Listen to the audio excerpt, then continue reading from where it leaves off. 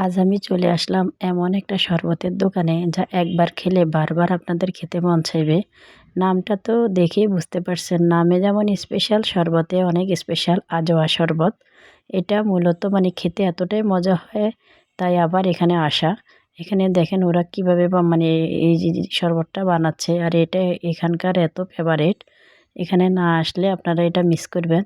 খেতে খুবই সুস্বাদু, দেখতে অনেক মজা লাগে। এটা এখানে ওনারা মানে দেখেন এখানে কর্ন দিচ্ছে, তারপরে এটা আসলে মূলত বাদামের একটা ফ্লেভার থাকে। সম্পূর্ণ ভরপুর এখানে বাদাম দেওয়া হয়।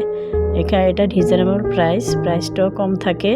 খেতেও দারুণ লাগে, বাচ্চা থেকে বড় সবাই এই আজোয়া শরবতটা পছন্দ করে।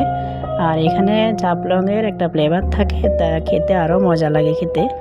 এখানে 2 পদের বাদাম, তারপরে খুরমা এখানে ইউজ করা হয়।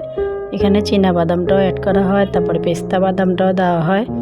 মানে শরবতের মধ্যে বাদামের এত ভরপুর মিশ্রণ আমি কোথাও দেখিনি।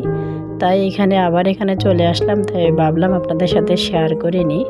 এটা আপনারা এখানে অবশ্যই আসবেন আর এসে খেয়ে যাবেন এই ভাইয়ের হাতের এই বাদামের এই শরবতটা, আজোয়া শরবত। এটা নামে যেমন স্পেশাল, এটা মানে খেতেও অনেক মজা হয়। আপনি দেখেন এখানে প্রায়টা বানানো হয়ে গেছে। তারপর এখানে কেকের উপরে যে ডেকোরেশন করে ছোট ছোট এই বুরিন্দাগুলোর মতো, এগুলো এখানে অ্যাড করা হয়েছে একটু পরিবেশনের জন্য।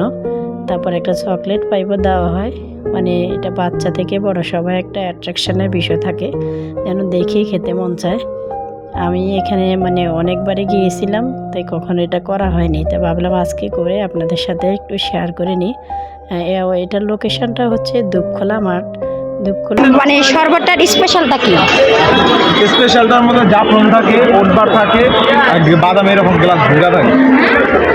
পেয়ে যাবেন এই ভাইয়ের দোকানের এই শরবতটা। আর আজকে এই পর্যন্ত, ভালো থাকবেন সবাই, টাটা।